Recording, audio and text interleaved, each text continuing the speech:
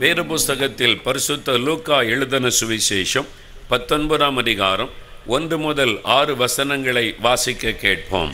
வேறு புஸ்தகத்தில் பரிசுத்த லூக்கா எழுதின சுவிசேஷம் 19ஆம் அதிகாரம் 1 முதல் 6 வசனங்கள். அவர் எரிகோவில் பிரவேசித்து அதன் வழியாக நடந்து போகையில் ஆயக்காரருக்கு தலைவனும் ஐஸ்வர்யவானுமாய் இருந்த சகேயு என்னப்பட்ட ஒரு மனுஷன் இயேசு எப்படிப்பட்டவரோ என்று அவரை பார்க்க வகை தேடினான். அவன் குள்ளனானபடியால் ஜன கூட்டத்தில் அவரை காணக்கூடாமல் அவர் போகும் வழியில் முன்னாக ஓடி அவரை பார்க்கும்படி ஒரு காட்டத்தி மரத்தில் ஏறினான். இயேசு அந்த இடத்தில் வந்தபோது அண்ணாந்து பார்த்து அவனை கண்டு, சகேயுவே, நீ சீக்கிரமாய் இறங்கி வா, இன்றைக்கு நான் உன் வீட்டிலே தங்க வேண்டும் என்றார். அவன் சீக்கிரமாய் இறங்கி சந்தோஷத்தோடே அவரை அழைத்து கொண்டு போனான். இயேசு அற்புதமானவர். அவர் இந்த உலகத்தில் உலாவின நாட்களில் நன்மை செய்கிறவராய் சுற்றி தெரிந்தார். ஜனங்கள் இயேசுவை தேடி வந்தபோது ஒவ்வொருவருக்கும் அற்புதம் செய்து மகிழ பண்ணினார். அவர் போன கிராமங்களானாலும் பட்டணங்களானாலும் இயேசு போன இடமெல்லாம் திரளான மக்கள் கூடினார்கள். காரணம், அவருடைய அற்புதமான செயல்களும் அவருடைய வாயிலிருந்து புறப்பட்ட அன்பான வார்த்தைகளும் அவளுக்கு ஆறுதலையும் சுகத்தையும் விடுதலையும் கொண்டு வந்தது. இங்கும் பாருங்கள், இயேசு எரிகோ என்ற பட்டணத்தின் வழியாய் கடந்து போகிறார். கலிலேயாவில் இருந்து ஆண்டவர் யூதேயாவுக்கு எருசலேமுக்கு வரும் பொழுது அதிகமாக அவர் பிரயாணப்பட்டு வந்த சமயம் இந்த எரிகோ பட்டணத்தின் வழியாக அவர் கடந்து போனார். இன்றைக்கும் இதே பெயரில்தான் இந்த பட்டணம் இருக்கிறது. எரிகோ என்ற பட்டணம் இன்றைக்கும் இருக்கிறது, இதே பெயரில்தான் இருக்கிறது. இந்த சம்பவம் நடந்த இடத்தை நான் போய் பார்த்திருக்கிறேன். அந்த இடமும் இப்பொழுது அங்கு இருக்கிறது. இயேசு அந்த எரிகோ பட்டணத்தின் வழியாய் கடந்து போகும்போது அந்த பட்டணத்தில் சகேயு என்ற ஒரு மனிதன் இருந்தான். அவன் ஆயக்காரருக்கு தலைவன், chief tax collector, income tax officer என்று சொல்லலாம். அந்த மாதிரி ஒரு பெரிய அந்த வரி வசூலிக்கிற மக்களுக்கு தலைவனாக அவன் இருந்தான் என்று. ஒரு பெரிய போஸ்டில் பதவியில் இருந்தவன், பெரிய செல்வந்தனும் கூட. ஆனால் அவன் குள்ளனான ஒரு மனிதன். அவன் அநியாயமாய் சம்பாதிக்கிறான் என்று ஜனங்கள் அவனை வெறுத்திருந்தார்கள். அந்த சூழ்நிலையில் இயேசு அந்த பட்டணத்தின் வழியாய் வருகிறார் என்பதை கேள்விப்பட்ட போது அவனுடைய உள்ளத்தில் ஒரு ஏக்கம். எல்லாரும் இந்த இயேசுவை பற்றி சொல்லுகிறார்களே, அவர் குருடருக்கு பார்வை கொடுக்கிறார், சப்பானிகளை நடக்க பண்ணுகிறார், அற்புதம் செய்கிறார், அவர் இந்த உலகத்தில் வந்திருக்கிற தேவன், வானத்தையும் பூமியை உண்டாக்கின இறைவன் மனிதனாய் வந்திருக்கிறார், தேவன் தம்முடைய ஜனத்தை சந்தித்திருக்கிறார், ஒரு பெரிய தீர்க்கதரிசி வந்திருக்கிறார் என்றெல்லாம் இயேசுவை பற்றி சொல்லுகிறார்களே, அவர் எப்படிப்பட்டவர் என்று நானே பார்க்க வேண்டும். மற்றவர்கள் சொல்லுவதை நான் கேள்விப்படுகிறேன். I want to see him. நானே அவரை பர்சனலாக பார்க்க வேண்டும். அவர் எப்படிப்பட்டவர் என்று அறிய வேண்டும் என்று அவனுடைய உள்ளத்திலே ஒரு தாகம். ஆகவே இயேசு வருகிறார் என்று சொன்னபோது அவரை பார்க்க அவன் ஓடினான். அவன் குள்ளனான மனிதனாய் இருந்தபடியால் ஜனக்கூட்டத்திற்குள் இயேசுவை பார்க்க முடியவில்லை. என்னால் திரள் கூட்டம் இயேசுவை சூழ்ந்து கொண்டது. அவனால் கூட்டத்தை விலக்கி கொண்டு இயேசுவை பார்க்க முடியவில்லை. எப்படியாவது இயேசுவை பார்க்க வேண்டும் என்ற ஒரு தாகம். ஆகவே முன்னாக ஓடி போய் ஒரு மரத்தின் மீது, காட்டு அத்தி மரத்தின் மீது ஏறி அவன் உட்கார்ந்து கொண்டான். தான் ஒரு பெரிய பதவியில் இருக்கிறேன் என்பதை மறந்து, தான் ஒரு பெரிய செல்வந்தன் என்பதை மறந்து, அந்த பட்டணத்தில் எல்லாரும் அறிந்த ஒரு மனிதன் ஆயிற்றை மரத்தின் மீது ஏறலாமா என்று கூட எண்ணாதபடி இயேசுவை பார்க்க வேண்டும். அவர் எப்படிப்பட்டவர், அவருடைய ரூபம் எப்படிப்பட்டது, அவருடைய முகம் எப்படிப்பட்டது, அவரை நான் பார்க்க வேண்டும் நேரடியாக என்ற ஒரு ஆவலோடு மரத்தின் மீது ஏறி உட்கார்ந்திருந்தான். எனக்கு அன்பானவர்களே, தெய்வத்தை தேடுகிற ஒரு இருதயம் அவனுக்கு இருந்தது. இந்திய மக்களுடைய உள்ளம் தெய்வத்தை தேடுகிற ஒரு உள்ளம். உலகத்தில் பல நாடுகளுக்கு நான் போயிருந்தாலும் இந்தியர்களைப் போல தெய்வத்தை தேடுகிற மக்களை வேறு எந்த நாட்டிலும் நான் பார்த்தது இல்லை. இந்தியாவிலே பிறந்ததற்காக நான் மகிழ்ச்சி அடைகிறேன், நான் பெருமைப்படுகிறேன். இந்திய தேசம் ஒரு பக்தி உள்ள ஒரு தேசம். எல்லா மக்களுமே தெய்வத்தை தேடுகிறார்கள். எந்த மதத்தை சார்ந்தவளாக இருந்தாலும் தெய்வத்தை தேடி தியாகத்தோடு கூட அவர்கள் வாஞ்சியோடு அவர்கள் அலைகிறதை பார்க்க முடிகிறார். அப்படித்தான் சகேயுவும் மரத்தின் மீது ஏறி தெய்வத்தை பார்த்து விடலாம் என்று காத்திருந்தான். மரத்தில் ஏறி உட்கார்ந்து அவர் எப்படி பார்க்க முடியும்? எனக்கு பிரியமானவர்களே, மனிதன் தேடி தெய்வத்தை கண்டுபிடித்து விட முடியாது. அவர் தன்னை வெளிப்படுத்த வேண்டும். இவனுக்கு பாருங்கள், இயேசு அந்த மரத்தின் அடியில் வந்தபோது ஒருவேளை அவருடைய மேலிருந்து பார்த்தால் தலையின் மேல் பகுதியை தான் பார்க்க முடியும், முகத்தை பார்த்திருக்க முடியாது. ஆனால் இயேசு அந்த இடத்தில் வந்தவுடன் இந்த மரத்தின் மீது ஒரு மனிதன் தாகத்தோடு என்னை தேடுகிறான் என்பதை அறிந்து அவர் அண்ணாந்து பார்த்து தன் முகத்தை அவனுக்கு காண்பிக்கிறார். அவர் தன்னை வெளிப்படுத்துகிறார். வெளிப்படுத்தி அவனை கண்டு, நீ சீக்கிரமாக இறங்கி வா, உன் வீட்டில் தங்க வேண்டும் என்று சொல்லுகிறார். அவன் மகிழ்ச்சியோடு இயேசுவை தன் வீட்டிற்கு அழைத்து போனான். இதுதான் இதில் எழுதப்பட்டிருக்கிற சம்பவம். இயேசு எப்படிப்பட்டவர்? இந்த மனுஷனுடைய வாழ்க்கையில் நடந்த சம்பவங்களை நாம் தியானித்தால் இயேசு எப்படிப்பட்டவர் என்று அறிய முடியும். நீங்கள் எந்த தெய்வத்தை வணங்குகிறீர்களோ, எந்த தெய்வத்தின் மீது நம்பிக்கை வைத்திருக்கிறீர்களோ, அந்த தெய்வம் எப்படிப்பட்டது, அந்த தெய்வம் உங்களுக்காக செய்த காரியம் என்ன, உங்களுக்காக அது ஜீவனை கொடுத்ததா, உங்களுக்காக அது பாடுபட்டதா, உங்களுக்காக அது செய்து முடித்திருக்கிற காரியம் என்ன, இதையெல்லாம் நீங்கள் அறிந்தால்தான் ஆசீர்வாதத்தை பெற்றுக்கொள்ள முடியும். நாம் நினைப்பதெல்லாம் தெய்வமாக முடியாது, நாம் நம்புவதெல்லாம் தெய்வமாக முடியாது. தவறான நம்பிக்கைகள் ஆசீர்வாதத்தை அல்ல, சாபத்தை கொண்டு வந்துவிடும். ஆகவே நீங்கள் யோசித்து பார்க்க வேண்டும், சிந்தித்து பார்க்க வேண்டும். நான் வணங்குகிற இந்த தெய்வம் எப்படிப்பட்டது, இந்த தெய்வம் எனக்காக என்ன செய்தது என்பதை யோசிக்க வேண்டும். அது எப்படிப்பட்ட தெய்வம் என்பதை அறிந்து நீங்கள் வணங்கும் பொழுதுதான் ஆசீர்வாதத்தை பெற முடியும். இயேசுவை கண்ணை மூடிக்கொண்டு ஏதோ இயேசு தெய்வம் என்று வணங்கினால் பிரயோஜனம் இல்லை. அவர் சொல்லுகிறார், அவரை அறிய வேண்டும், அவர் எப்படிப்பட்டவர் என்று அறிய வேண்டும், அவர் நமக்காக செய்தது என்ன என்பதை அறிய வேண்டும். தெய்வத்தை சரியாக அறிந்து கொள்வதுதான் உண்மையான ஒரு பக்தி. பக்தியாக இருக்கிறோம் என்று சொல்லி தவறான காரியத்தில் நம்பிக்கை வைத்தால் அது ஆசீர்வாதத்திற்கு பதிலாக சாபத்தையே நம்முடைய வாழ்க்கையிலே கொண்டு வந்துவிடும். ஆம் பிரியமானவர்களே, சமீபத்தில் செய்தித்தாளில் ஒரு செய்தியை நான் வாசித்தேன். இந்தியாவில் ஒரு குறிப்பிட்ட மாநிலத்தில் நடந்த ஒரு சம்பவம். ஒரு மனிதன் குடிக்கிற பழக்கமுடையவன் மதுபான பாட்டிலெல்லாம் வாங்கி வைத்திருந்தான். அவன் தன்னுடைய வயலுக்கு தேவையான மருந்துகளை அவன் வாங்கி கொண்டு வந்து அலமாரியில் அடுக்கி வைத்திருந்தான். திடீரென்று குடிக்க வேண்டும் என்ற எண்ணம் வந்த பொழுது அவன் குடிப்பதற்காக அந்த மதுபான பாட்டிலுக்கு பதிலாக தான் வாங்கி வைத்திருந்த வயலுக்கு பூச்சிக்கு அடிப்பதற்கான அந்த பாட்டிலை எடுத்து குடித்து விட்டான். அது சரீரத்துக்குள்ளே கிரியை செய்த பிறகுதான் தெரிந்தது, ஐயோ கொடிய விஷத்தை நான் பருகிவிட்டேன் என்று. அவன் மரித்து போனான் என்பதாக சில நாட்களுக்கு முன்பாய் செய்தித்தாளிலே செய்தி வந்தது. அவன் நம்பினான், இது மதுபானம் எனக்கு உற்சாகத்தை கொடுக்கும் என்று. அவனுடைய தவறான நம்பிக்கை, அவன் அதை சரியாக அறிந்து கொள்ளாதபடியினால் அவன் உயிரே போய்விட்டது. நீங்கள் வணங்குகிற தெய்வம் எப்படிப்பட்டது? அது பரிசுத்தம் உள்ளது தானா? அது பரிசுத்தம் உள்ள தெய்வமா? அது எனக்காக என்ன செய்தது? அந்த தெய்வத்தின் மூலம் எனக்கு என்ன நன்மை கிடைக்கும்? அதனுடைய குணம் என்ன என்பதை அறிந்து நீங்கள் வணங்கும் பொழுதுதான் உங்களுக்கு ஆசீர்வாதத்தை கொண்டு வர முடியும். இந்த மனிதன், எல்லாரும் இயேசு பற்றி சொல்லுகிறார்களே, நானும் அவரை நம்புகிறேன் என்று சொல்லவில்லை. நான் பார்க்க வேண்டும், அவர் எப்படிப்பட்டவர் என்று பார்க்க வேண்டும், அவரை அறிய வேண்டும் என்ற தாகத்தோடு கூட ஓடினான். எனக்கு அன்பானவர்களே, இயேசு தன்னை அவனுக்கு வெளிப்படுத்துகிறார். முதலாவது இன்றைக்கு ஒரு காரியத்தை தியானிக்க போகிறோம். இயேசு எப்படிப்பட்டவர்? இயேசு அவனை கண்டார் என்று வேதம் சொல்லுகிறார். மரத்திலிருந்த அவனை இயேசு கண்டார். யாரும் கவனிக்கவில்லை, எல்லாரும் கீழே நடந்து போய்கொண்டிருக்கிறார்கள். எல்லாருடைய கண்களும் இயேசுவின் மீது இருக்கிறது. ஆனால் இயேசு மரத்தின் மீது ஒரு மனிதன் இருக்கிறான். அவனுடைய பெயர் சகேயு. அவன் என்னை ஆவலோடு தேடுகிறான் என்பதை அறிந்து பெயர் சொல்லி அவனை கூப்பிடுகிறார், பெயர் சொல்லி அவனை அழைக்கிறார்.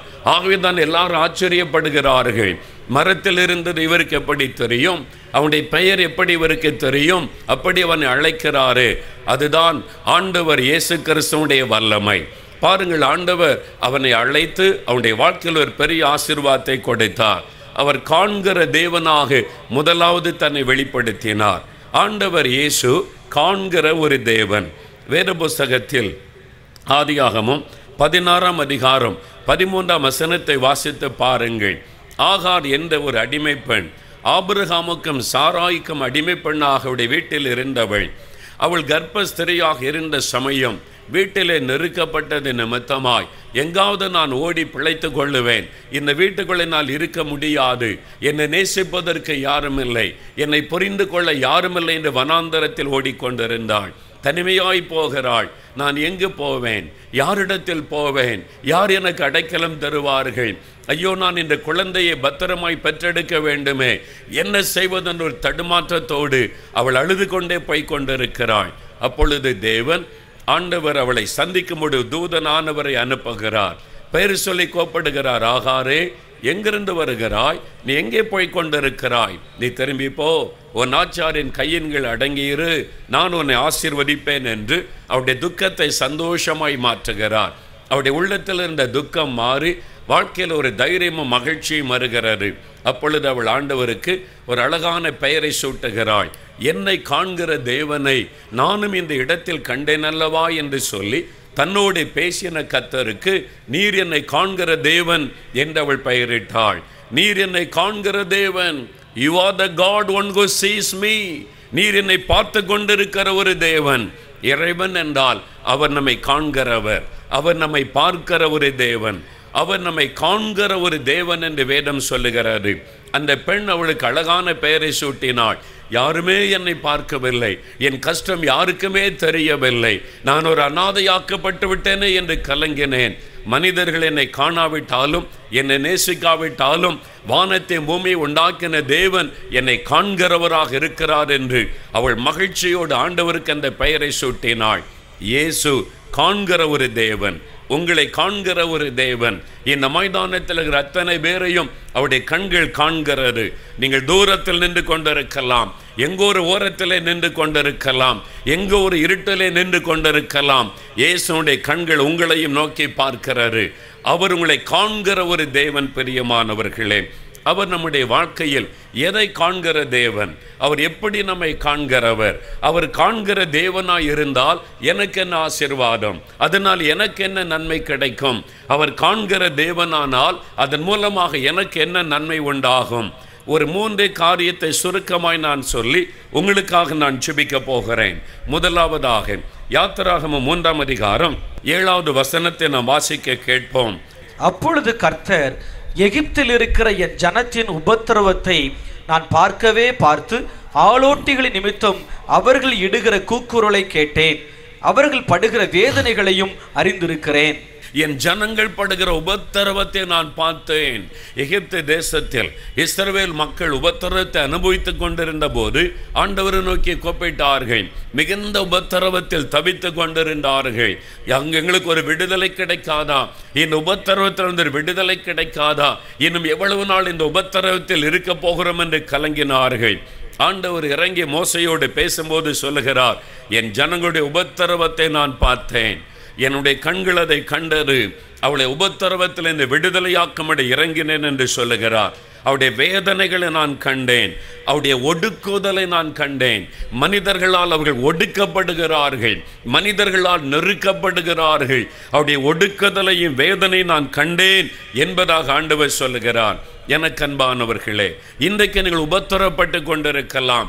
உங்கள் வீட்டுக்குள்ளே உபத்திரவம், வேலை செய்கிற இடத்திலே உபத்திரவம், தொழில் செய்கிற இடத்திலே உபத்திரவம், நீங்கள் வசித்து கொண்டிருக்கிற இடத்திலே உபத்திரவம், மனிதரால் வரக்கூடிய உபத்திரவங்கள், உபத்திரவப்படுத்தக்கூடிய வார்த்தைகள், மனிதரால் நெருக்கப்பட்ட ஒரு சூழ்நிலை, ஒடுக்கப்பட்ட ஒரு சூழ்நிலை. இந்த உபத்திரவத்திலிருந்து ஒரு விடுதலை கிடைக்குமா? இந்த ஒடுக்குதலிலிருந்து எனக்கு ஒரு விடுதலை கிடைக்குமா? என் உபத்திரவத்திற்கு மத்தியிலே தவித்துக் கொண்டிருக்கலாம். யாருக்கு என் உபத்திரவம் தெரியும் என்று கலங்கலாம். வேதம் சொல்லுகிறது, உங்கள் உபத்திரவத்தை காண்கிற ஒரு தேவன் உண்டு. ஆண்டவர் இயேசு உபத்திரவப்படுகிற உங்களை அவர் நோக்கி பார்க்கிறார், உபத்திரவத்தில் இந்த விடுதலை கொடுப்பதற்காக. யோபு என்ற பக்தன் சொல்லுகிறான், 30வது அதிகாரம் 26, 27 வசனத்தை நீங்கள் வாசிக்கும் போது, வெளிச்சம் வரும் என்று நான் காத்திருந்தேன், ஆனால் எனக்கு இருள் வந்தது. வெளிச்சம் வரும் என்று நான் காத்திருந்தேன், எனக்கோ இருள் வந்தது. உபத்திரவத்தின் நாட்கள் என் மேல் வந்தது. அந்த யோபு கதறுகிறான். அவர் எல்லாவற்றையும் இழந்து போன நிலைமையில், பிள்ளைகளை இழந்து, சொத்துக்களை இழந்து, சரீர சுகத்தை இழந்து, வேதனைக்கு நடுவில் நெருக்கப்பட்ட இந்த சமயம், நான் வெளிச்சத்தை எதிர்பார்த்திருந்தேன், எனக்கு வந்ததோ இருள், உபத்திரவத்தின் நாட்கள் என்னை பிடித்து கொண்டது என்று வேதனையுடவர் கதறுவதை பார்க்கிறோம். இன்றைக்கு உங்களுடைய உள்ளம் கதறி கொண்டிருக்கலாம். உபத்திரவத்தின் நாட்கள் என்னை பிடித்து கொண்டது, என் வாழ்க்கையிலே வெளிச்சம் வரும் என்று காத்திருந்தேன், நன்மை நடந்துவிட்டது, ஆசீர்வாதம் வரும் என்று காத்திருந்தேன், ஆனால் இருள் சூழ்ந்து விட்டதே என்று ஒரு அங்கலாய்ப்போடு கலக்கத்தோடு நீங்கள் வந்திருக்கலாம். எனக்கு அன்பானவர்களே, 22ஆம் சங்கீதம் 24ஆம் வசனத்தில் வேதம் சொல்லுகிறது, உபத்திரவப்படுகிறவனுடைய உபத்திரவத்தை ஆண்டவர் அற்பமாக எண்ணுவது இல்லை. ஒரு மனிதன் உபத்திரவப்படும் பொழுது, ஒரு பெண் உபத்திரவப்பட்டு கதறும் பொழுது, ஆண்டவரை நோக்கி கூப்பிடும் பொழுது, அந்த உபத்திரவத்தை அவர் அற்பமாக எண்ணுவதில்லை. உபத்திரவப்படுகிறவருடைய உபத்திரவத்தை அற்பமாக எண்ணாதபடி அவர்கள் கூப்பிடும் போது தேவன் அதை கேட்டு பதில் கொடுப்பார், கேட்கிறவராக இருக்கிறார் என்று வேதம் சொல்லுகிறாரு. உங்களுடைய உபத்திரவத்தை ஆண்டவர் பார்க்கிறார். அவரை நோக்கி நீங்கள் கூப்பிடும் போது, அவரை நோக்கி நீங்கள் கதறும் பொழுது, ஆண்டவர் கட்டாயம் அந்த உபத்திரவத்தில் இருந்து உங்களை விடுதலை ஆக்குவார். பிரியமானவர்களே, எனக்கு ஒரு மகளை தெரியும். வாலிப வயதிலேயே ரட்சிக்கப்பட்டு தேவனுக்கு பிரியமாய் வாழ்வதற்கு தன்னை அர்ப்பணித்து கொண்ட ஒரு மகள். தனக்கும் ஒரு வெளிச்சம் வரும், ஆசீர்வாதமான நாட்கள் வரும் என்று எதிர்காலத்திற்காக ஜெபித்து கொண்டிருந்த மகள். திருமணமுமானது. வசதியான இந்த குடும்பத்தார் நல்ல இடத்துல திருமணம் செய்து வைத்தார்கள். தனக்கு ஒரு வெளிச்சம் வந்ததென்று எண்ணி போனால் இருள்தான் அவளுக்கு காத்திருந்தது. மாமியாரினுடைய வார்த்தைகள், அது உபத்திரவங்கள் அவருடைய உள்ளத்தை சோர்ந்து போக பண்ணினர். சொல்லப்படுகிற வார்த்தைகளும் அந்த வீட்டுக்குள்ளே காணப்படுகிற நெருக்கமும் அவளுக்கு அன்பு காட்ட, அவள் ஒரு மனுஷியாய் மதிப்பதற்கு கூட அங்கே ஆட்கள் இல்லை. அவளுடைய உள்ளம் உடைந்து போனது. உபத்திரவத்தில் நெருக்கப்பட்டாள். அவள் நம்பி வந்த கணவனும் சூழ்நிலையை புரிந்து கொள்ளாதபடிக்கு அவளையே குற்றப்படுத்துகிற ஒரு சூழ்நிலை. நெருக்கப்பட்ட நிலைமையில் இந்த உபத்திரவத்தை யாரிடத்தில் சொல்லுவது? எங்கே மற்ற மனுஷரிடத்தில் சொல்லி என்ன நடக்கப் போகிறது? ஆகவே யாரிடத்திலும் அவள் சொல்லுவது இல்லை. சொந்த பெற்றோரிடத்திலும் சொல்லுவது இல்லை. நான் புகுந்த வீட்டில் உபத்திரவப்படுகிறேன், இப்படியெல்லாம் என்னை உபத்திரவப்படுத்துகிறார்கள், மாமியாருடைய வார்த்தைகள், அவருடைய செயல்கள் என்னை கொடுமைப்படுத்துகிறது என்று யாரிடத்திலும் அவள் சொல்லுவது இல்லை. ஜெபம் பண்ண போகிற ஊழியரிடத்திலே கூட அவள் சொல்லுவது இல்லை. ஆனால் தேவ சமூகத்தில் போகும் பொழுதெல்லாம் அவருடைய கண்களில் கண்ணீர் வடியும். தன் உபத்திரவத்திலிருந்து என்னைக்கு விடுதலை வரும் என்றவள் கண்ணீர் அழுவாள். அவ்வளவுதான். ஆண்டவரிடத்திலே கூட தன் மாமியாரை குற்றப்படுத்தி அவள் ஜெபம் பண்ணுவது இல்லை. என்னை இப்படியெல்லாம் கொடுமைப்படுத்துகிறார்களே, ஆண்டவரை யார் கேட்பது? என் கணவர் கூட அதை கேட்பதில்லையே. அப்படியெல்லாம் கூட அவளுக்கு ஜெபிக்க வருவது இல்லை. காரணம், கிறிஸ்துவின் அன்பினால் அவள் நிறைந்திருந்தபடியினால் தன்னை உபத்திரவப்படுகிற மக்களை கூட குற்றப்படுத்த அவளுக்கு இருதயம் இல்லை. ஆனால் உபத்திரவம், நெருக்கம், ஆகவே தேவ சமூகத்தில் போகும்போது கண்ணீர் மாத்திரம் அவளுடைய கண்களில் இருந்து வடியும். அந்த உபத்திரவத்தினால் நெருக்கப்பட்ட நிலைமையில் இந்த உபத்திரவத்தில் இந்த விடுதலை ஒன்று கிடைக்குமே வேண்டுமே என்கிற ஒரு வேதனை தான் உள்ளத்தில் இருந்தது. தேவனுடைய கண்கள் இந்த உபத்திரவத்தை கண்டார். தன் மகள் படுகிற உபத்திரவத்தை ஆண்டவர் கண்டார். எனக்கு அன்பானவர்களே, தேவன் அந்த மகளுக்காக கிரியை செய்ய ஆரம்பித்தார். எந்த மாமியாரால் கொடூரமான வார்த்தைகளும் ஒடுக்குதலும் நெருக்கமும் வந்ததோ அவருடைய வாழ்க்கையில் ஒரு விபரீதம் நடைபெற்றது. கொடிய நோய் வந்து அவளை தாக்கினர். பேச முடியாமல் ஆகிவிட்டார்கள். கை கால்கள் செயலற்று போய் படுக்கையில் ஆகிவிட்டார்கள். இப்பொழுது மருமகளை பேச வாய் வரவில்லை. கை கால்கள் செயலற்று போனது. உபத்திரப்படுத்த முடியவில்லை. உபத்திரப்படுத்தினவர்கள் செயலற்று போய் படுக்கையில் ஆகிவிட்டார்கள். இப்பொழுது பாருங்கள், இந்த மகள் அவளுக்கு அன்பு காண்பித்து தன்னை உபத்திரப்படுத்தினார்களே என்று வெறுப்பு கொள்ளவில்லை. அவளுக்கு நடந்தது நல்லது என்று சந்தோஷப்படவில்லை. அவளுடைய சுகத்திற்காக ஜெபம் பண்ணினாள். ஒரு பணிவிடை மகளை போல பணிவிடை செய்தாள். அப்பொழுதுதான் அந்த உபத்திரப்படுத்தின மாமியாருக்கு தெரிந்தது, இவ்வளவு நல்ல இருதயம் கொண்ட ஒரு பெண்ணை நாம் உபத்திரப்படுத்தி விட்டோமே என்று. தன்னுடைய தவறுக்காக வருந்தினார்கள், வேதனைப்பட்டார்கள். என்றாலும் தேவன் இருதயத்தை அறிகிறவர். ஒருவேளை இவர்கள் சுகம் பெற்று எழும்பினால் மறுபடியும் தன் பிள்ளைக்கு உபத்திரம் வரும் என்று கர்த்தர் அறிந்தாரோ நமக்கு தெரியாது. தேவன் அந்த மாமியாரை எடுத்துக்கொண்டார். பிரச்சனை முடிந்தது. கணவர் அன்பு காட்டினார். அக்கணவன் மனைவியை சந்தோஷமான ஒரு வாழ்க்கையை கர்த்தர் அமைத்து கொடுத்தார். அவருடைய வாழ்க்கையை ஆசீர்வதித்தார். மகிழ்ச்சியோடு கூட கர்த்தருக்குள்ளே களிகூர்ந்து மகிழும்படி கர்த்தர் செய்தார். உபத்திரவத்தின் நாட்கள் முடிந்தது. எனக்கு அன்பானவர்களே, அன்றைக்கு உபத்திரவத்திலிருந்து விடுதலை கொடுத்த ஆண்டவர் இன்றைக்கும் உங்கள் வீட்டுக்குள்ளே உபத்திரவப்படுத்துகிறவர்கள் யாராயிருந்தாலும் என்றைக்கும் பார்த்து கொண்டு ஆண்டவர் அமைதியாக இருக்க மாட்டார்.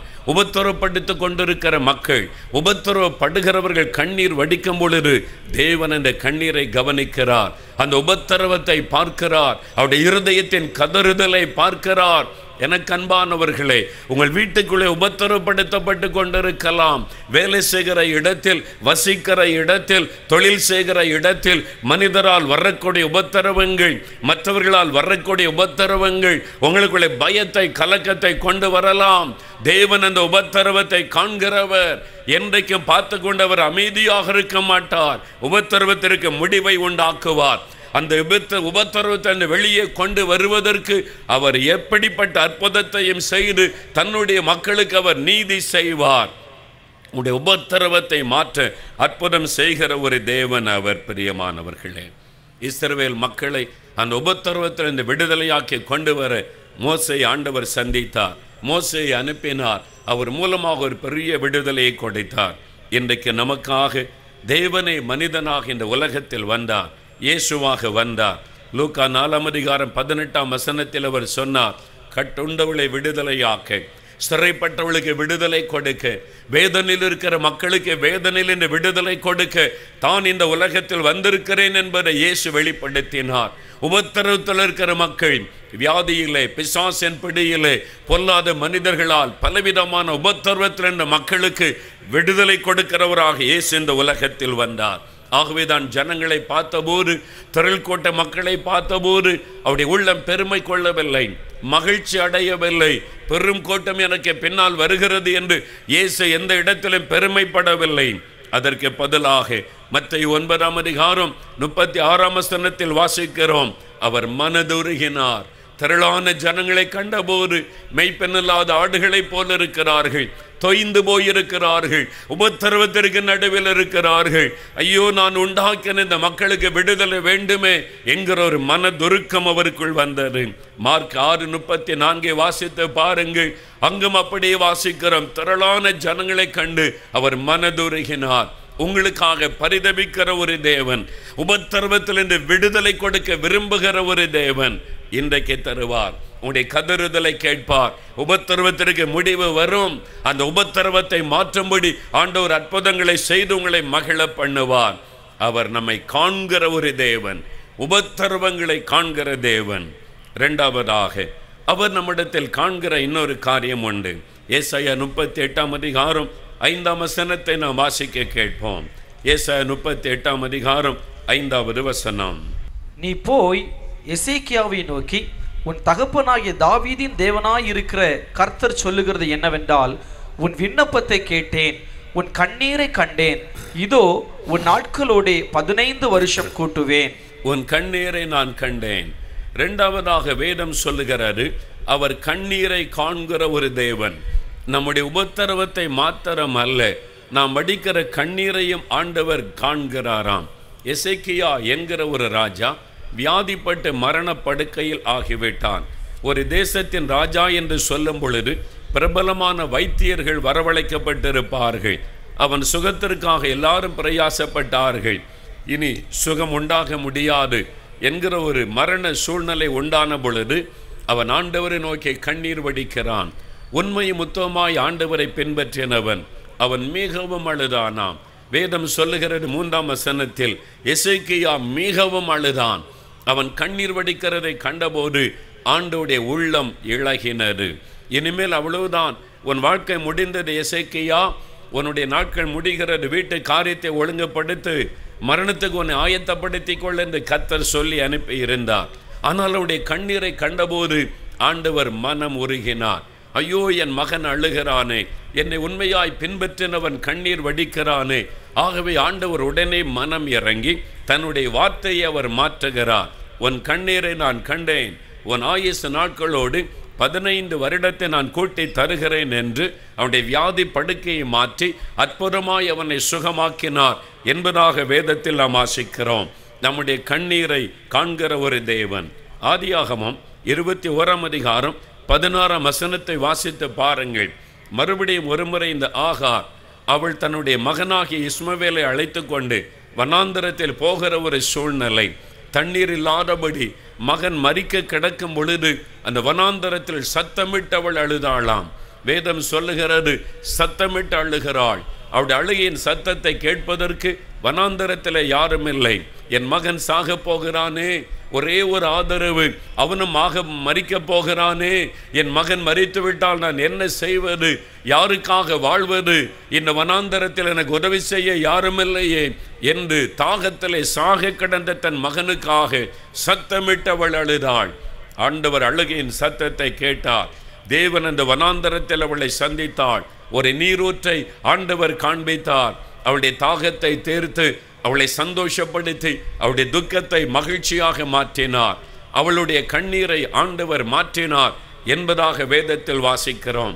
இன்றைக்கும் உன்னுடைய ஆபத்திலே உதவி செய்யும்படி உன்னுடைய கண்ணீரை துடைக்க ஒரு அற்புதத்தை செய்வார். வனாந்தரம் போன்ற ஒரு வாழ்க்கை, உதவி செய்ய யாரும் இல்லை, தனிமையாய் நான் அழுகிறேன், தனிமையாய் நான் கண்ணீர் வடிக்கிறேன் என்று எண்ணுகிறீர்களா? பரலோகத்தின் தேவன் உங்களுடைய கண்ணீரை காண்கிறார். உங்களுடைய கண்களில் வடிகிற ஒவ்வொரு சொட்டை கண்ணீரையும் அவர் கவனமாய் நோக்கி பார்க்கிறார். கண்ணீருக்கு பதில் கொடுக்கிற தேவன் அவர். உங்களுடைய கண்ணீரை மாற்றும்படி ஒரு அற்புதத்தை உங்களுக்காக செய்வார். 1 சாமுவேல் 1ஆம் அதிகாரம் 10வது வசனத்தை வாசித்து பாருங்கள். அன்னாள் என்கிற ஒரு பெண் தேவனுடைய ஆலயத்தில் தேவ சமூகத்தில் வந்து அவள் மனம் கசந்து அழுதாளாம். வேதம் சொல்லுகிறது, அவள் மனம் கசந்து அழுதாள். அவளுக்கு குழந்தை இல்லாதது நிமித்தம் மற்றவர்கள் அவளை பரிகாசம் பண்ணினார்கள், ஏளனம் பண்ணினார்கள், ஈட்டியை போல வார்த்தைகளினால் அவளை குத்தி வேதனைப்படுத்தினார்கள். ஆகவே மனம் கசந்து விட்டது. இந்த நிந்தைக்கு நடுவில், அவமானத்திற்கு நடுவில் நான் ஏன் இந்த உலகத்தில் வாழ வேண்டும், இதைவிட நான் மரித்து விட்டால் நல்லது. வாழ்க்கை அவளுக்கு கசந்து விட்டது. காரணம் அந்த நிந்தை, அந்த குறைவினால் ஏற்பட்ட அவமானம், மனுஷருடைய வார்த்தைகள் அவளை காயப்படுத்தினபடியினால் மனம் கசந்து தேவ சமூகத்தில் அழுதாளாம். ஆண்டவர் அந்த கண்ணீரை கண்டார். அன்னாள் வடித்த கண்ணீரை கண்டு அவருடைய கண்ணீரை துடைக்கும்படி ஒரு அற்புதத்தை செய்தார். அவருடைய கர்ப்பத்தை ஆசீர்வதித்து அவருடைய நிந்தையை மாற்றும்படி ஒரு அற்புதத்தை செய்தார். இன்னைக்கு மனம் கசந்து நீங்கள் அழுது கொண்டிருக்கலாம். எல்லாரும் என்னை நிந்திக்கிறார்கள், பரிகாசத்திற்கு நடுவில் இருக்கிறேன், இந்த வீட்டில் எனக்கு ஒரு மரியாதையே இல்லை, இந்த குறைவின் நிமித்தம் கடுமையான சொற்களினால் என்னை காயப்படுத்துகிறார்கள். ஒரு பக்கம் இந்த மாமியாருடைய வார்த்தைகள், இன்னொரு பக்கம் நாத்தனாருடைய வார்த்தைகள், ஒரு பக்கம் கணவருடைய வார்த்தைகள், அல்லது ஒரு பக்கம் இந்த மனுஷருடைய வார்த்தைகள். நான் காயப்படுத்தப்பட்டு மரித்துவிட்டால் நல்லது என்று கலங்கி நீங்கள் நிற்கலாம். ஆண்டவர் உடைய கண்ணீரை பார்க்கிறார், உடைய கண்ணீரை கவனிக்கிறார். மனம் கசந்து நீங்கள் வடிக்கிற கண்ணீர், இதைவிட நான் மரித்து விட்டால் நலமாயிருக்குமே என்று அழுகிற அந்த அழுகையின் குரலை தேவன் கேட்கிறார். அவர் காண்கிற ஒரு தேவன். பிரியமானவர்களே, அந்நாளுடைய கண்ணீரை கண்டு அவருடைய நிந்தை மாறும்படி அவருடைய கர்ப்பத்தை ஆசீர்வதித்தவர் உங்களுக்கும் ஒரு அற்புதம் செய்வார். உங்களுடைய கண்ணீரை களிப்பாக மாற்றுவார். உங்களுடைய நிந்தையை அவர் மாற்றும்படி உங்களுக்கும் ஒரு அற்புதத்தை செய்வார். அதற்கு தான் காண்கிற தேவனாய் அவர் நமத்திலே வந்திருக்கிறார். 1 சாமுவேல் 30ஆம் அதிகாரம் 4வது வசனத்தை வாசித்து பாருங்கள். அங்கே தாவீது என்கிற ஒரு மனிதரை குறித்து வாசிக்கிறோம். அவர் பலனில்லாமற் போக மட்டும் அழுதாராம். தாவீதோடும் அவனோடு இருந்தவர்களும் தங்களுக்கு பலனில்லாமல் போக மட்டும் அழுதார்கள். அழுது அழுது அழுது பலனெல்லாம் போய்விட்டது. இனிமேல் அழுவதற்கு பலன் இல்லை. அப்படி அவர் கண்ணீர் வடித்தாராம். என்ன நடந்தது? சத்தருக்கள் வந்து அவருடைய மனைவி பிள்ளைகளை எல்லாம் கொள்ளையடித்து கொண்டு போய்விட்டார்கள். தாவீதுக்கு உண்டான எல்லாவற்றையும் கொள்ளையடித்து கொண்டு போய்விட்டார்கள். எல்லாவற்றையும் இழந்து போனார். மனைவி, குழந்தைகள், சொத்துக்கள் இருந்த எல்லாவற்றையும் இழந்து தெருவிலே நிற்கிற ஒரு சூழ்நிலை, தனித்து நிற்கிற ஒரு சூழ்நிலை. அப்பொழுதுதான் அவர் அழுகிறார் ஆண்டவரை நோக்கி. பலனில்லாமல் போக மட்டும் அவர் அழுகிறார். தேவன் அந்த அழுகையின் குரலை கேட்டார். தாவீதனுடைய அந்த அழுகையின் சத்தத்தை கேட்டார். தாவீதோடு பேசினார். இழந்து போன எல்லாவற்றையும் திரும்ப கொடுத்தார் என்று வேதம் சொல்லுகிறாரு. இழந்து போன எல்லாவற்றையும், மனைவி, பிள்ளைகள், சொத்துக்கள், சத்தர்கள் கொள்ளையடித்து கொண்டு போன எல்லாவற்றையும் திரும்ப கொடுத்து மகிழ பண்ணினார். எதற்காக அழுது கொண்டிருக்கிறீர்கள்? சொத்துக்களை இழந்து, வியாபாரத்தை இழந்து, உங்களுடைய மதிப்பு மரியாதைகளை இழந்து, வருமானத்தை இழந்து நீங்கள் வேதனையில் காணப்படுகிறீர்களா? இழந்து போன நிலைமையில் இனிமேல் எனக்கு ஒரு வாழ்க்கை உண்டா, தனித்து விடப்பட்டு விட்டேன் என்று கலங்குகிறீர்களா? உங்களுடைய கண்ணீரை காண்கிற ஒரு தேவன், அன்றைக்கு தாவீது இழந்து போனதை திரும்ப கொடுத்த தேவன், நீங்கள் இழந்து போனதை உங்களுக்கு திரும்ப தருவார். இழந்து போன காரியத்தை திரும்ப பெற்றுக்கொள்ளும்படி உங்களுக்காக ஒரு அற்புதத்தை செய்வார். அவர் உங்களுடைய கண்ணீரை காண்கிற ஒரு தேவன். யோபு 16ஆம் அதிகாரம் 20ஆம் வசனத்தில் யோபு என்ற அந்த பக்தன் சொல்லுகிறான், என் சிநேகிதர்களே என்னை குற்றப்படுத்துகிறபடியால் என் கண் தேவனை நோக்கி கண்ணீர் சொரிகிறது. என் சிநேகிதர்களே என்னை பரிகாசம் பண்ணுகிறார்கள். என்னை நேசிப்பார்கள் என்று நான் நம்பின, என்னால் நேசிக்கப்பட்ட, என்னால் உதவியை பெற்றுக்கொண்ட என் சிநேகிதர்களே என்னை பரிகாசம் பண்ணுகிறபடியால் தேவனை நோக்கி என் கண்கள் கண்ணீர் சொரிகிறது. நம்பின மக்கள் உங்களை ஏமாற்றிவிட்ட நிலைமையில், நீங்கள் நேசித்த மக்களே உங்களை குறை சொல்லுகிற நிலைமையில், நீங்கள் யாரிடத்தில் அன்பு காண்பித்தீர்களோ அவர்களே உங்களை பரிகாசம் பண்ணுகிற சூழ்நிலையில் இன்றைக்கு நீங்கள் அழுது கொண்டிருக்கலாம். யோபு கண்ணீர் வடித்ததை போல் அழுது கொண்டிருக்கலாம். அந்த கண்ணீரை ஆண்டவர் கண்டார். யோபின் கண்ணீரை கண்ட தேவன் அவன் இழந்து போன எல்லாவற்றையும் திரும்ப கொடுத்தார். 2 மடங்காக கொடுத்தார். எந்த சிநேகிதர்கள் பரிகாசம் பண்ணினார்களோ அவர்களுக்கு முன்பாக அவனை நிமிர்ந்து நடக்க பண்ணினார். அவர்கள் எல்லாம் அவனை தேடி வரும்படிக்கு பண்ணினார் என்பதாக வேதம் சொல்லுகிறாரு. உங்க வாழ்க்கையில இழந்து போன எல்லாவற்றையும் ஆண்டவர் திரும்ப தருவார். உங்களுடைய கண்ணீரை காண்கிற ஒரு தேவன் அவர். 6ஆம் சங்கீதம் 6ஆம் வசனத்தை வாசித்து பாருங்கள். தாவீது சொல்லுகிறார், என் இரவு முழுவதும் நான் கண்ணீர் வடிக்கிறேன், என் படுக்கையை நான் கண்ணீரினால் நனைக்கிறேன். இன்றைக்கு நீங்கள் அழுது கொண்டிருக்கலாம். யாருக்கும் தெரியாமல் படுக்கையில் உங்களுடைய கண்ணீரை நீங்கள் வடித்து கொண்டிருக்கலாம். உங்களுடைய தலையணையை கண்ணீரினால் நனைத்து கொண்டிருக்கலாம். யாருக்கு தெரியும் என் வேதனை, யாருக்கு தெரியும் என் கண்ணீர் என்று அழுது கொண்டிருக்கலாம். அந்த இருளில் யாருக்கும் தெரியாதபடி அமைதியாய் நீங்கள் வடிக்கிற கண்ணீர், தேவன் அதை கவனித்து கொண்டிருக்கிறார்.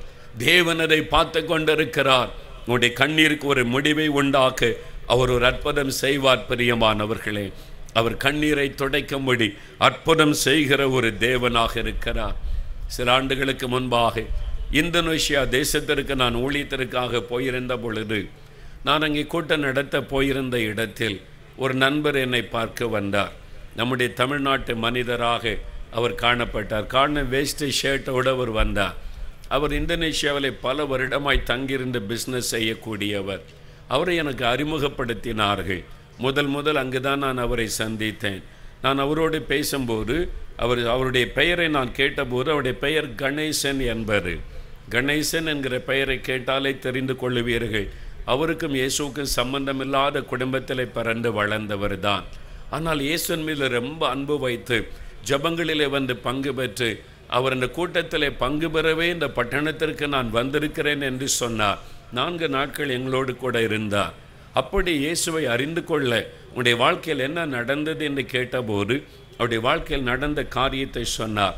இந்தோனேஷியா ஜாக்கிரதாவில் அவருடைய பிஸ்னஸ் ஒரு பெரிய பிஸ்னஸ், அண்ணன் தம்பியெல்லாம் சேர்ந்து பிரபலமான தொழில் செய்தார்கள்.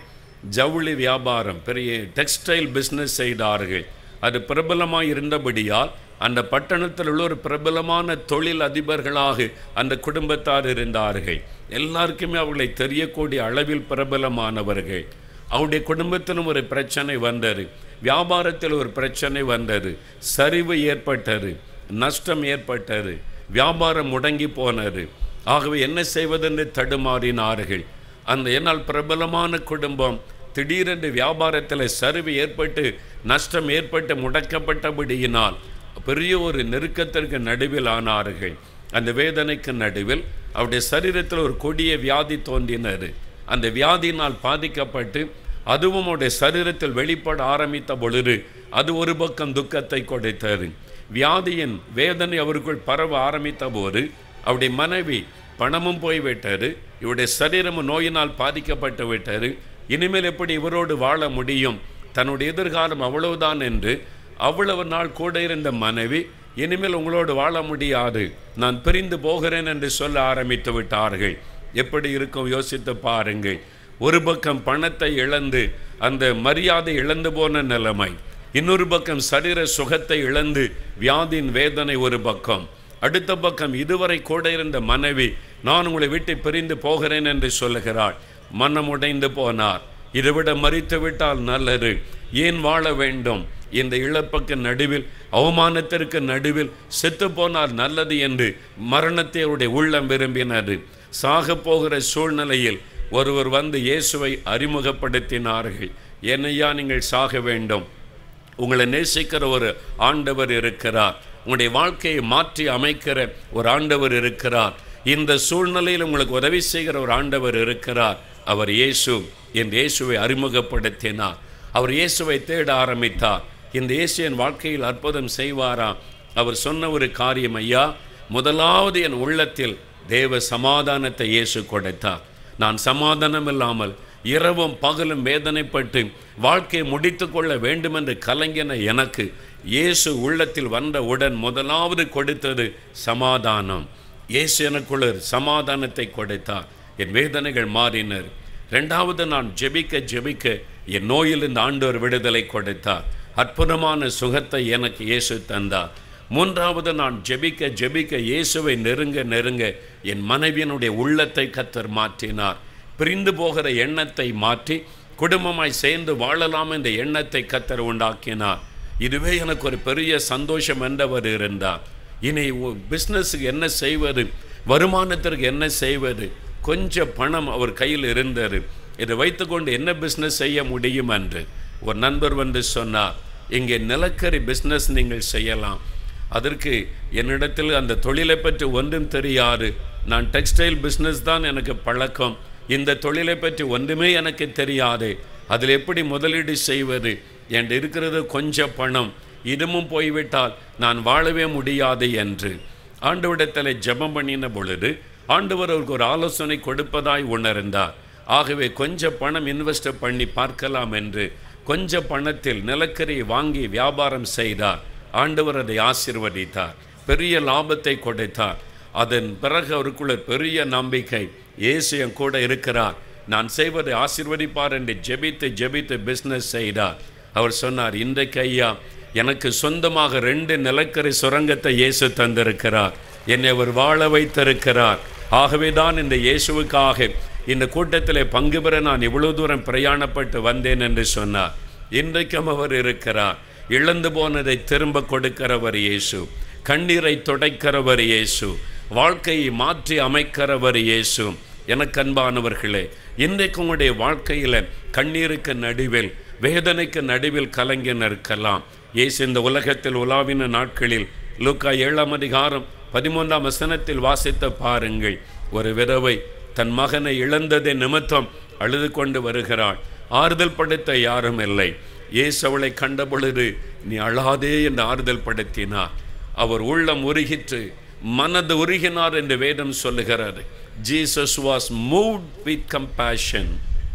அவருடைய இருதயம் நொறுங்கிட்டு, ஐயோ இந்த விதவை கண்ணீர் வடிக்கிறாளே, இந்த ஏழை பெண் அழுகிறாளே, எனக்கு யாருமில்லை என்று அவள் அழுதிருப்பாள்.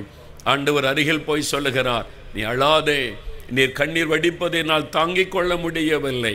அவருடைய கண்ணீரை துடைக்கும்படி மரித்து போன அவருடைய மகனை உயிரோடு ஆண்டவரை எழுப்பினார்.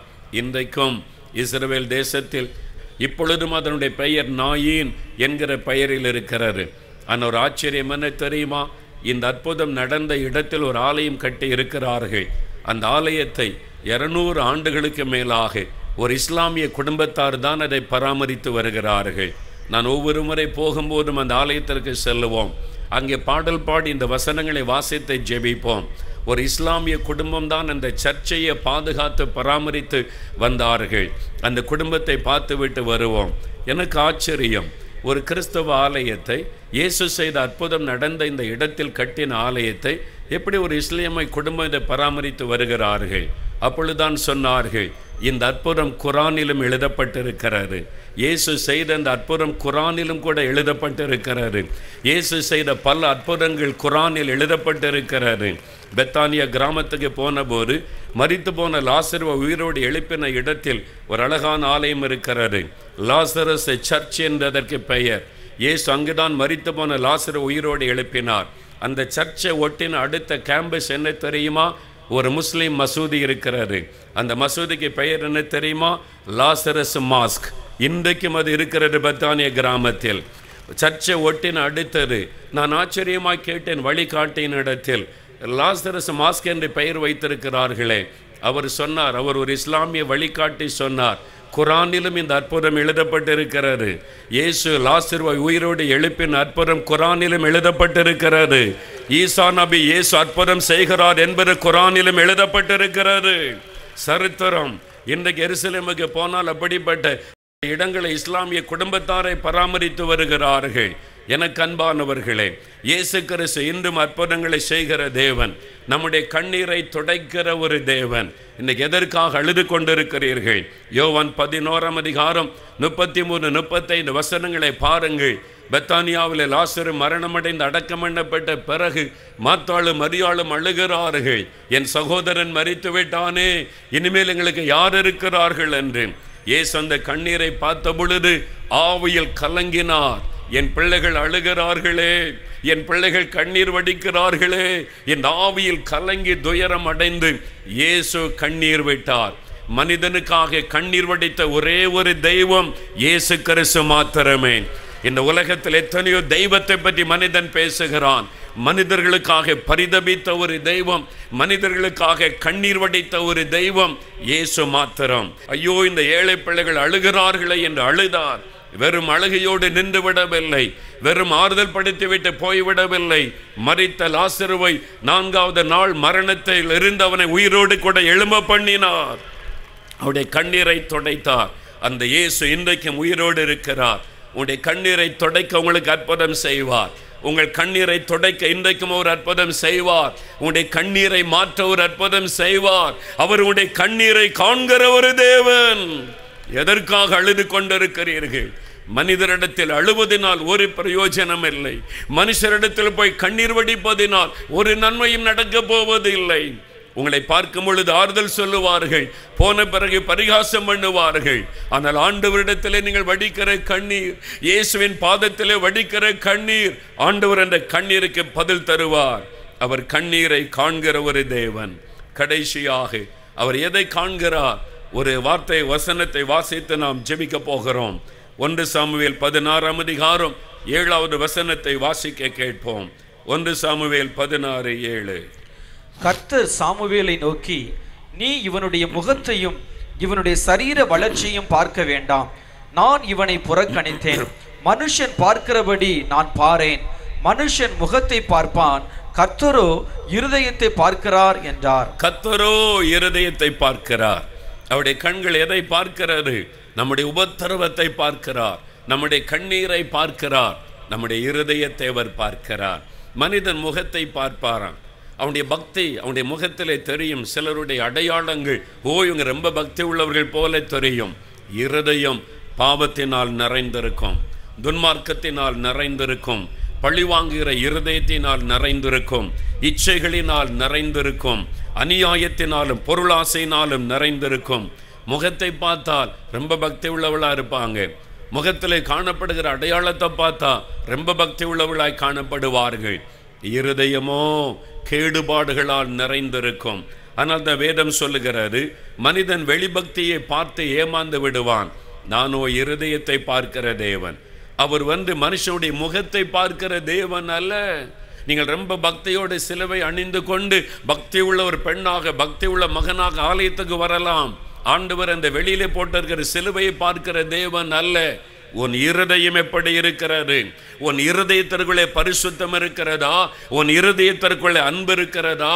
உன் இருதயம் எப்படி இருக்கிறது என்பதை இருதயத்தை சோதி தருகிற தேவன். மனிதன் பார்க்கிறபடி நான் பாரேன். வெளி தோற்றத்தை பார்த்து, பக்தியை பார்த்து ஒரு மனிதனை எடை போடுகிறவர் அல்ல தேவன்.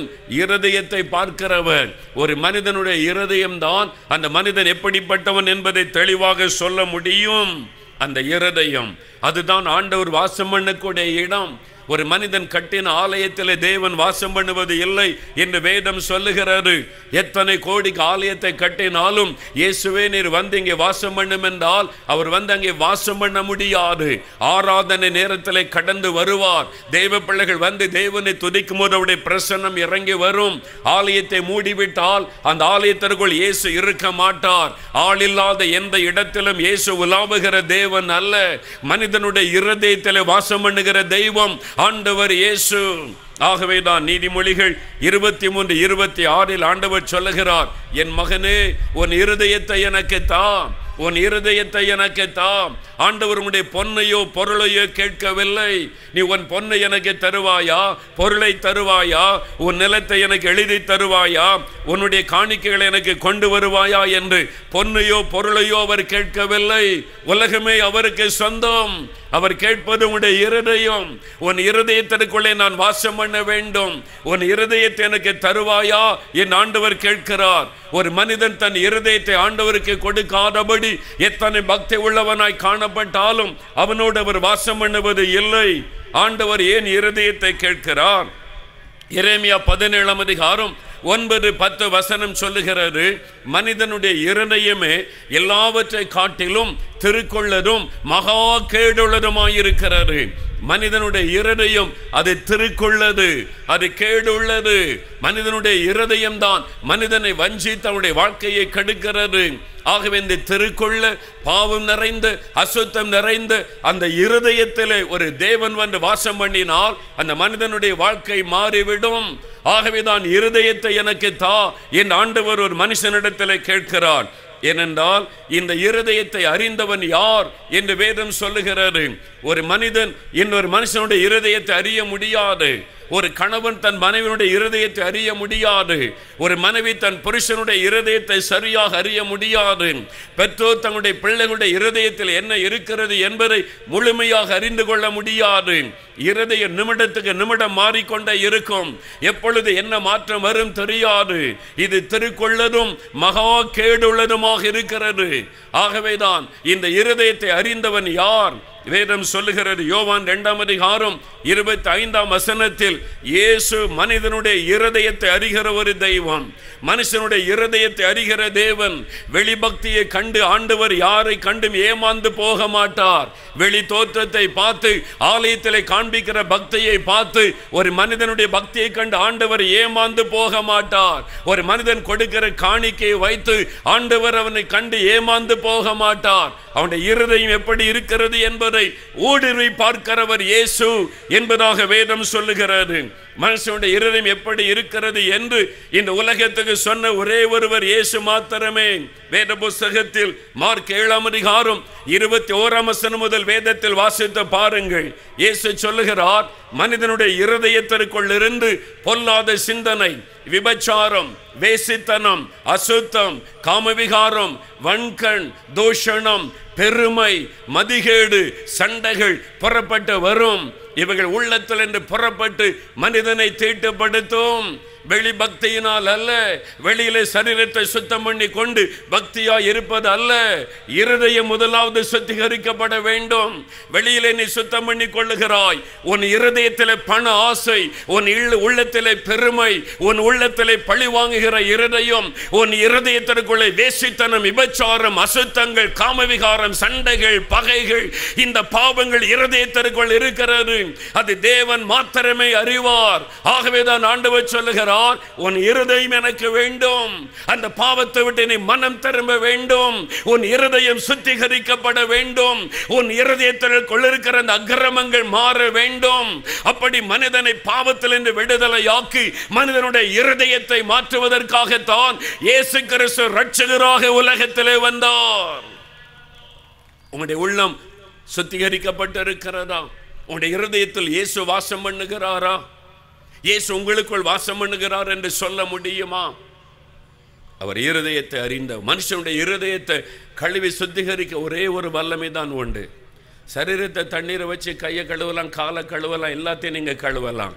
அதெல்லாம் இருதயம் சுத்தமாக இருந்தால் தான் உங்களுடைய கண் பார்வை சுத்தமாக இருக்கும், காது சுத்தமாக இருக்கும், நீங்கள் பேசுறது சுத்தமாக இருக்கும், அடுத்த ஆளுக்கு தீங்கு செய்ய நினைக்க மாட்டீங்க, பண ஆசை இருக்காது, லஞ்சம் வாங்குற எண்ணம் வராது.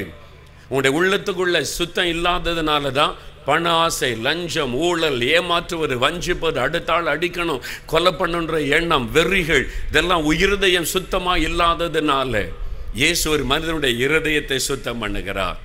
பாருங்கள், ஒரு சகோதரர் சரவணன் வந்து சொன்னார், 16 வருஷம் குடிகாரன், மதுபானம் 16 வருஷம். எப்படிங்க ஒரே நாளில் விட முடியும்? டாக்டர்கிட்ட போனால் கூட உங்களுக்கு ஒரு ட்ரீட்மெண்ட் கொடுக்குறோம், இத்தனை மாதம் ஆகும்னு சொல்லுவாங்க. ஒரு நிமிஷத்தில் மாற்றினார் இயேசு கிறிஸ்து. 16 வருஷம் மதுபான பழக்க நிமிடத்திலே மாறிவிட்டார், மீது கசப்பை வந்து விட்டது என்று சொன்னார். அதுதான் இயேசு செய்கிற அற்புதம். இயேசு மதத்தை பரப்ப வரவில்லை, மதத்தை பேச வரவில்லை.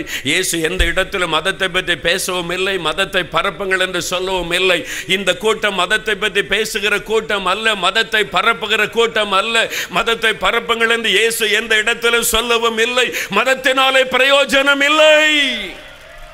நான் இங்கே பிரசங்கம் பண்ணுவது இயேசு இயேசு இயேசு என்று வானத்தை பூமியை உண்டாக்கின ஆண்டவர், மனுக்குலத்திற்காக ஜீவனை கொடுத்த தெய்வம், மரித்தும் உயிரோடு இருக்கிற பரிசுத்தம் உள்ளவர் ஆண்டவர். உன்னை சிருஷ்டித்த தெய்வத்தை நீ அறிந்து கொள். மதத்தை பற்றி அறிந்து வைப்பதில் பிரயோஜனம் இல்லை. உன்னை உண்டாக்கின தெய்வத்தை நீ அறிந்து இருக்கிறாயா? நீ உன்னை உண்டாக்கின தேவன் பரிசுத்தம் உள்ளவர் தெரியுமா? அந்த பரிசுத்தம் உள்ள ஆண்டவரை நீ அறிந்திருக்கிறாயா?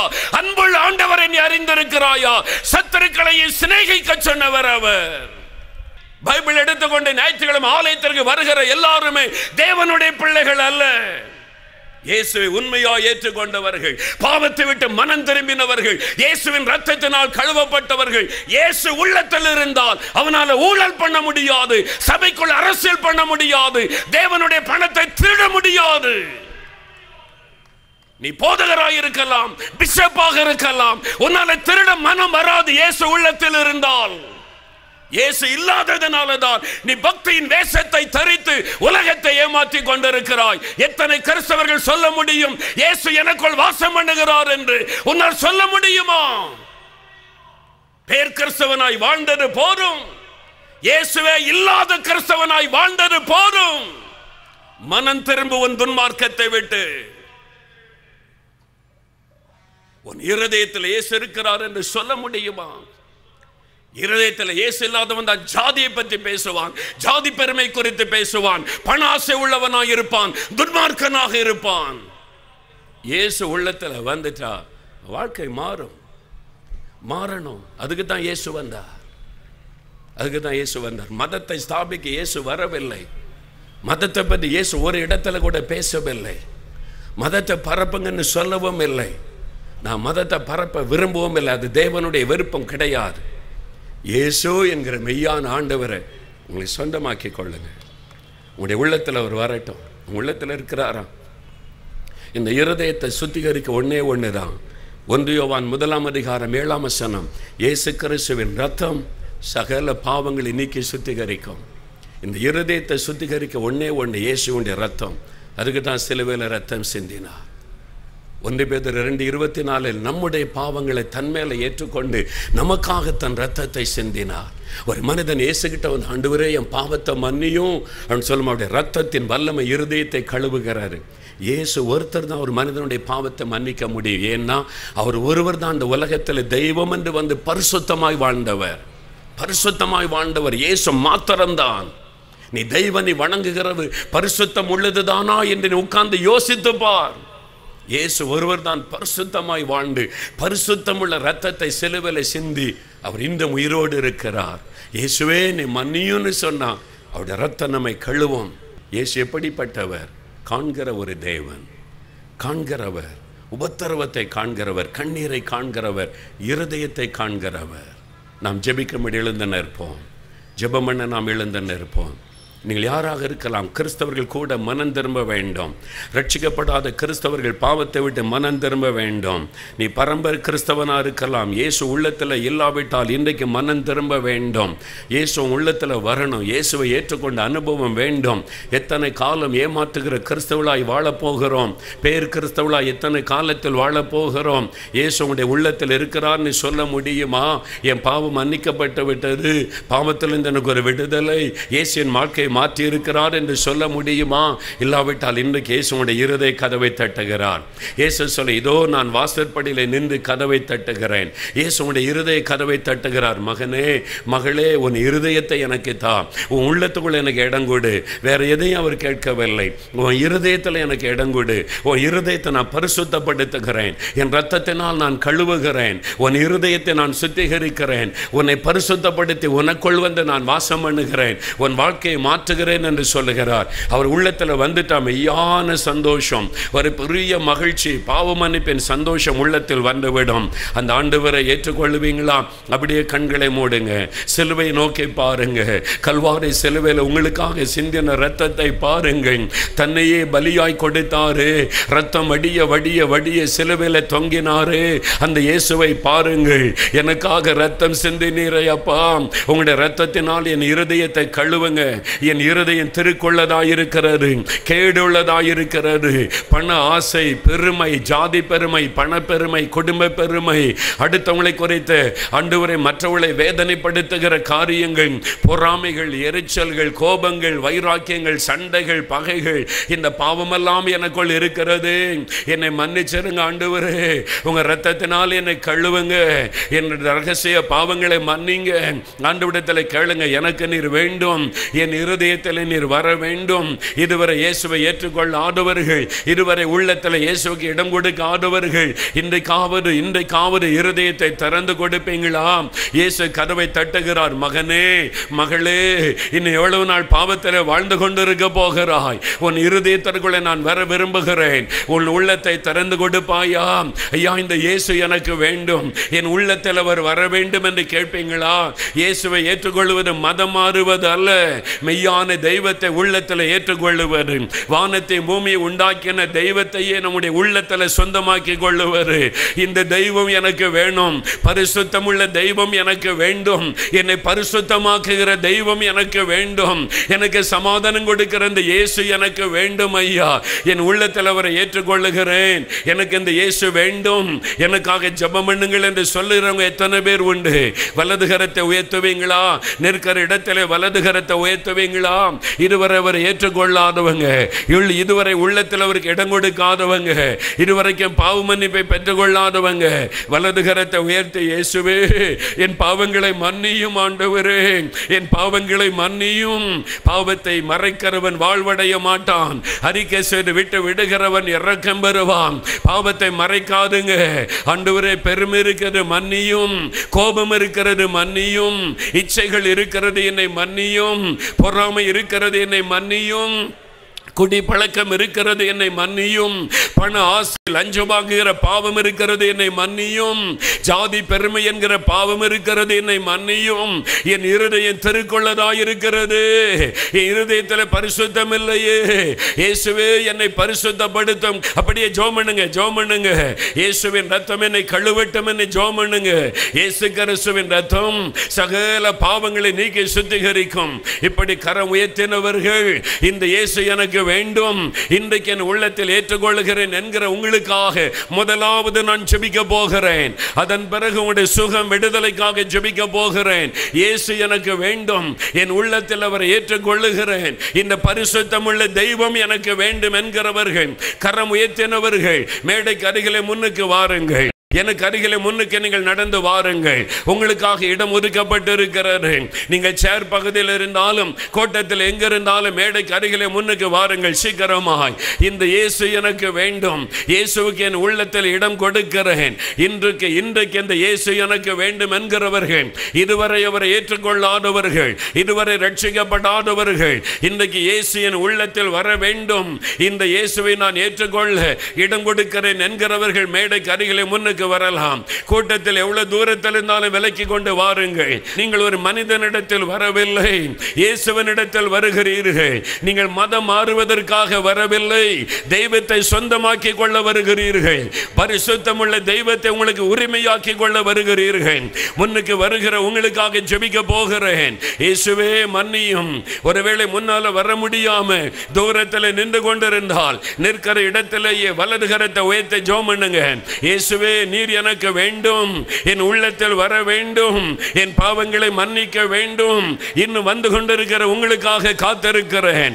இயேசு கிறிஸ்துவின் ரத்தம் சகல பாவங்களை நீக்கி சுத்திகரிக்கும்.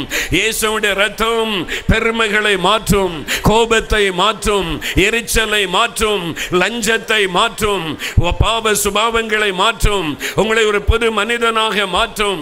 இயேசுவே என்னை கழுவும். இயேசுவே பாவத்தில் இந்த விடுதலை தாரும். கேளுங்க, மைதானத்தில் எங்கிருந்தாலும் இயேசுவே என் உள்ளத்தில் வாரும். இயேசு இயேசு என்கிற பெயரை சொல்லுங்கள். ஆண்டவருடைய பிரசன்னம், இயேசுவின் ரத்தத்தின் வல்லமை இறங்குகிறது. தகப்பனே, உம்முடைய நாமத்தை சொல்லி கோப்படுகிறார்களே, இயேசுவின் நாமத்தை சொல்லி கோப்படுகிறவர்கள் ரட்சிக்கப்படுவார்கள் என்ற வசனத்தை நினைத்தருளும். இயேசுவே ரட்சியும், இயேசுவே மன்னியும், இயேசுவே கழுவும், இயேசுவே பாவங்களை மன்னியும் என்று ஜெபிக்கிற ஒவ்வொருவரையும் இப்பொழுது உம்முடைய ரத்தம் கழுவட்டும், உம்முடைய ரத்தம் கழுவட்டும். இயேசுவின் ரத்தம் ஒவ்வொருவரையும் கழுவட்டும். மைதானம் எங்கிலும் யாவரை மீதும் உம்முடைய ரத்தத்தின் வல்லமை இறங்கட்டும்.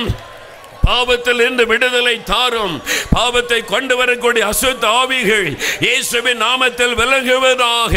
இச்சையின் ஆவிகள் விலகி போகட்டும் இயேசுவின் நாமத்தில். விபச்சாரத்தின் ஆவிகளை நான் கடிந்து கொள்ளுகிறேன். குடிவெறியின் ஆவிகளை கடிந்து கொள்ளுகிறேன். பண ஆசையின் ஆவிகளை கடிந்து கொள்ளுகிறேன். பாவத்தை கொண்டு வருகிற பொல்லாத சாத்தானுடைய வல்லமைகள் இயேசுவின் நாமத்தில் விலகுவதாக.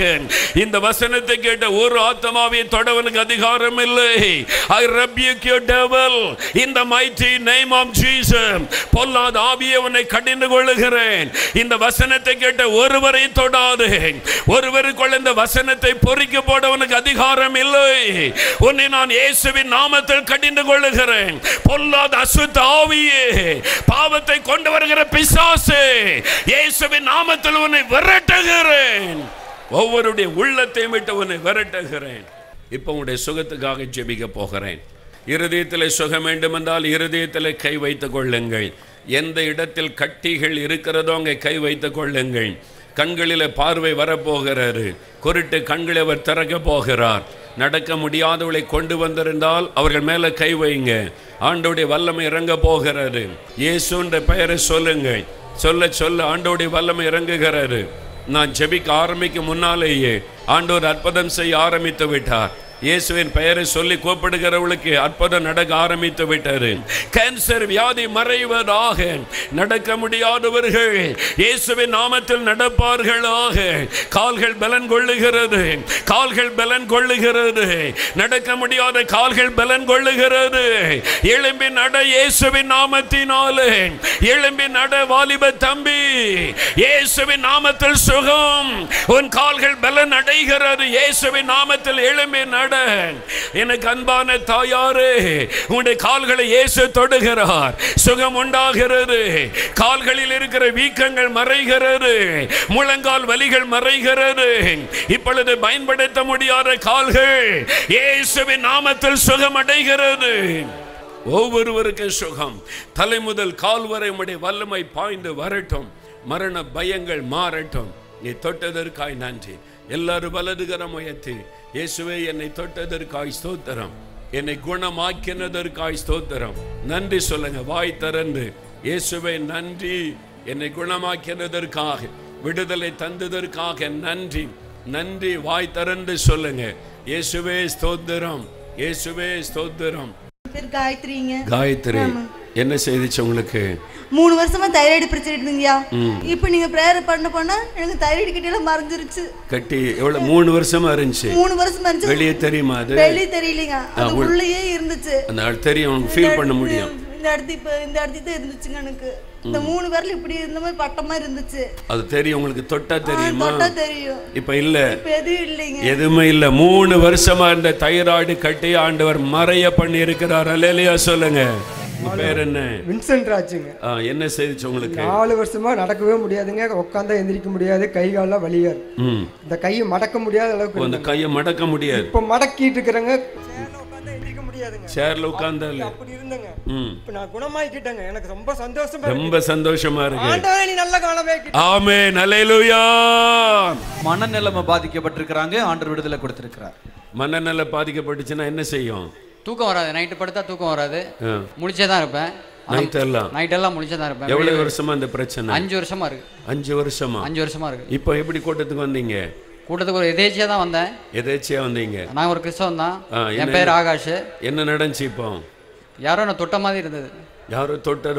யார் தொட்டிருப்பான்னு நினைக்கிறீங்க? இயேசு தான். இயேசு. இப்போ என்ன ஃபீல் பண்றீங்க? ஃப்ரீயா இருக்கேன். நல்ல ஃப்ரீ ஆயிட்டீங்க. தூக்கம் வரும். இப்பவுமே எனக்கு தூக்கம் வர ஆரம்பிச்சிருச்சு. அல்லேலூயா. நீங்கள் பெற்ற ஆசீர்வாதங்களையும் ஜெப விண்ணப்பங்களையும் எங்களுக்கு மறவாமல் எழுதுங்கள். நீங்கள் தொடர்பு கொள்ள வேண்டிய முகவரி: இயேசு விடுவிக்கிறார், 4 மாவடி 628211, தூத்துக்குடி மாவட்டம். தொலைபேசி எண் 046392200022, 9942235304. Email info@jesusredeems.com. Our website jesusredeems.com. 24 hours prayer support. 04639 220000.